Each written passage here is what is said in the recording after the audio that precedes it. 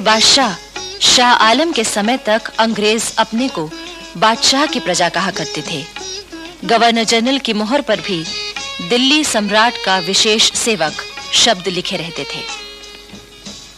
जब भी कोई अंग्रेज अफसर, चाहे वो गवर्नर जनरल ही क्यों ना हो, शाह आलम के दरबार में जाता था तो अदब के साथ खड़ा होता था और उन्हें भेंट देता था।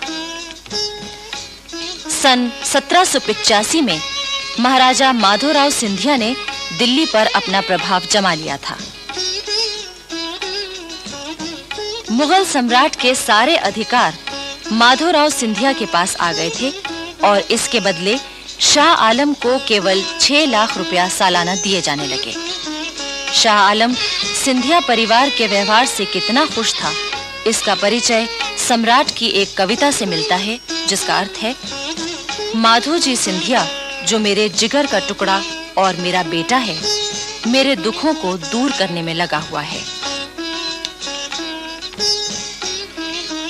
कंपनी के जनरल मार्क्विस वेलेस्ली ने फूट डालकर अपना काम निकालने की नीति में अब तक काफी सफलता पाई थी।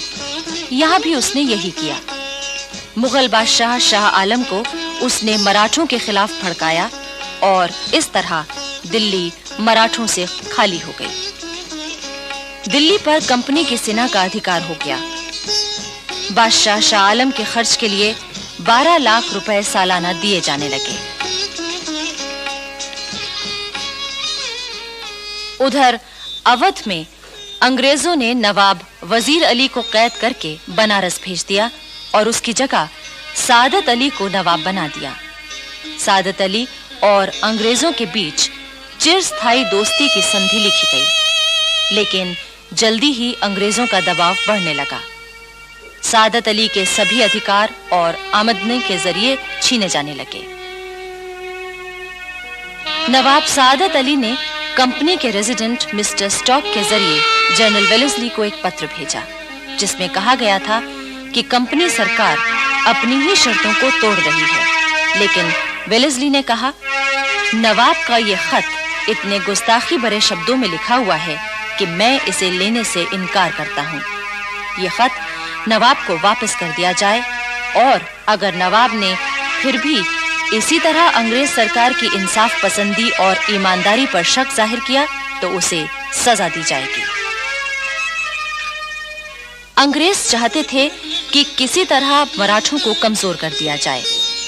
महाराजा दौलत राव सिंधिया और जसवंत राव होलकर 2 ऐसे वीर थे जो उनकी आंख का कांटा बने हुए थे। अंग्रेजों ने जब इन दोनों के खिलाफ चालें चली तो ये दोनों एक हो गए। इस पर अंग्रेज घबरा गए। उन्होंने पहले दौलत राव सिंधिया से संधि की और ताप्ती और चंबल के बीच में सिंधिया ने जो इलाका जीता था वो उनका ही मान लिया गया। चंबल नदी महाराज सिंधिया के राज्य की सीमा मान ली गई। इसी तरह जसवंत राव होलकर से भी संधि कर ली गई। ताप्ती और गोदावरी के दक्षिण का सारा इलाका होलकर को वापस दे दिया गया। दक्षिण भारत में एक वीर जाति थी, पिंडारी। अंग्रेज इतिहास लेखकों ने वीर पिंडारियों के चरित्र पर अनेक झूठे इल्जाम लगाए और उन्हें डाकू और लुटेरा कहकर बदनाम किया है। लेकिन सच्चाई ये है कि पिंडारी दक्षिण भारत की एक पठान जाति थी। पिंडारी दक्षिण भारत के राजाओं की सेवा में सवार हुआ करते थे। इनके पास अपने घोड़े होते थे। नसरू खां पिंडारी शिवाजी का एक विश्वस्त जमादार था। होलकर और सिंधिया की सेनाओं में भी हजारों पिंडारी योद्धा और सरदार मौजूद थे। हीरा खां पिंडारी और बुरान खां पिंडारी माधोजी सिंधिया के 2 विश्वस्त और योग्य सेनापति थे। दौलत राव सिंधिया की सेना में भी सरदार चीतू खां और करीम खां पिंडारी थे, जिन्हें नवाब की उपाधि मिली हुई थी। होलकर राज्य में रहने वाले पिंडारी होलकर शाही और सिंधिया के राज्य में रहने वाले सिंधिया शाही कहलाते थे।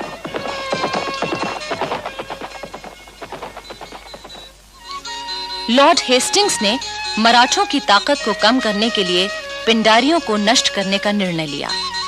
अंग्रेजों ने उन्हें लुटेरा और डाकू कहा, उनमें फूट फैला दी और इस तरह आपसी झगड़ों में उलझाकर उन्हें खत्म कर दिया गया।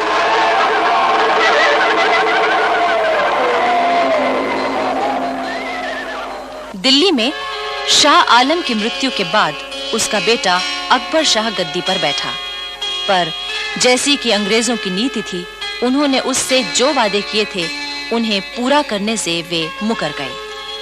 अकबर शाह ने अपनी शिकायतों को इंग्लैंड के दरबार में पहुंचाने के लिए राजा राम मोहन रॉय को भेजा, पर वहां उनकी कोई सुनवाई नहीं हुई। अंग्रेजों का प्रभाव बराबर बढ़ रहा था। कंपनी ने मार्क्वेस ऑफ हेस्टिंग्स को कंपनी का गवर्नर जनरल नियुक्त किया। उसने अपना पद संभालने के बाद एक नया काम शुरू किया, भारत के उद्योग धंधों को नष्ट करना और भारत के धन से इंग्लिस्तान के उद्योग धंधों को बढ़ाना। ब्रिटिश पार्लियामेंट ने एक एक्ट पास किया जिसमें कहा गया था कि इंग्लिस्तान का बना हुआ माल भारतवासियों के सिर मढ़ा जाए और भारत के प्राचीन उद्योग धंधों का नाश किया जाए। भारत की भयंकर दरिद्रता और गरीबी की कहानी यहीं से शुरू होती है। सूरत में बनने वाले कपड़े और जुलाहों के साथ क्या होता था, उसका हाल एक अंग्रेज लेखक रिचर्ड्स ने लिखा है। अब तुम ये कपड़ा सिर्फ हमको बेचेगा, कंपनी का रेजिडेंट व्यापारी ही इसको खरीदेगा, हम इसकी जो कीमत देगा वही तुम्हें लेना पड़ेगा। नहीं, हम तुमको नहीं बेचेंगे। इस कपड़े के हमको बहुत दाम मिलते हैं। तुम 10 रुपए का माल 1 रुपए में खरीदते हो। क्या बोला? कंपनी के खिलाफ बोलता? नहीं बेचूंगा कपड़ा, नहीं बेचूंगा कपड़ा। मैं अपना धंधा छोड़ दूंगा, लेकिन कंपनी को कपड़ा नहीं दूंगा। जुलाहों से इतनी जबरदस्ती की जाती थी, इतनी सजाएं दी जाती थीं कि न जाने कितने जुलाहों ने अपना पेशा छोड़ दिया, पर उन्हें पेशा छोड़ने से भी रोका जाता था। बंगाल में भी इसी तरह के जुल्म जुलाहों पर हो रहे थे, मगर वे उतना काम नहीं कर पाते थे जितना कंपनी के गुमाश्ते जबरदस्ती उन पर मर देते थे। इसीलिए उनका माल असबाब लेकर भी उसी जगह नीलाम कर दिया जाता था।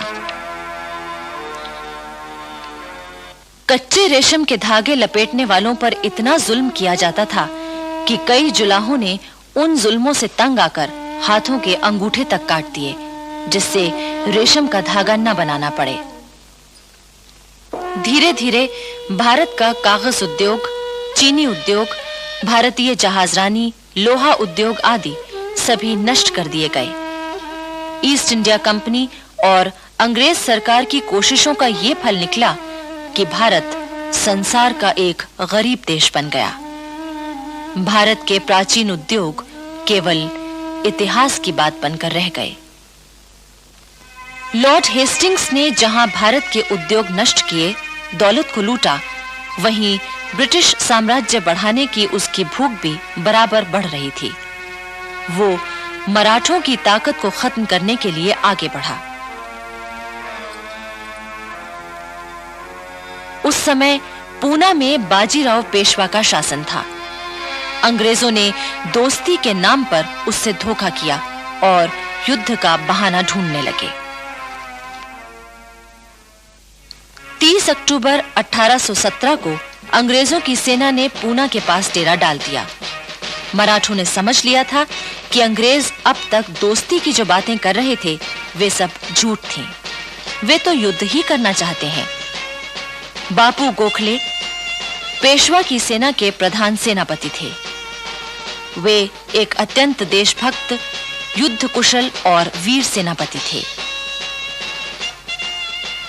5 नवंबर 1817 को खड़की के पास मराठों और अंग्रेजों की सेनाओं के बीच युद्ध शुरू हुआ, लेकिन बालाजी पंतनाथ और यशवंतराव घोरपड़े जैसे विश्वासघातियों के सामने बापू गोखले की सेना कहां टिकने वाली थी। बापू गोखले अंत समय तक अंग्रेजों से मुकाबला करते रहे और वीर गति को प्राप्त हुए। अंग्रेज जानते थे कि मराठे सरदार इतनी जल्दी पेशवा के शासन का अंत नहीं होने देंगे, इसलिए उन्होंने बाजीराव के खिलाफ एक और चाल चली।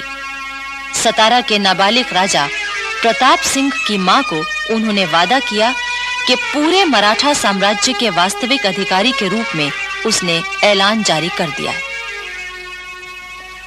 सुनो सुनो सुनो, शिवाजी महाराज के वंशज सतारा के राजा प्रताप सिंह का ऐलान सुनो।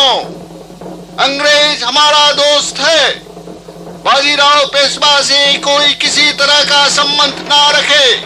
हर आम और खास का फर्ज है कि इस लड़ाई में वो अंग्रेजों की मदद करे। इस ऐलान से बाजीराव पेशवा की स्थिति काफी कमजोर हो गई। उसने मजबूर होकर अंग्रेजों की अधीनता स्वीकार कर ली।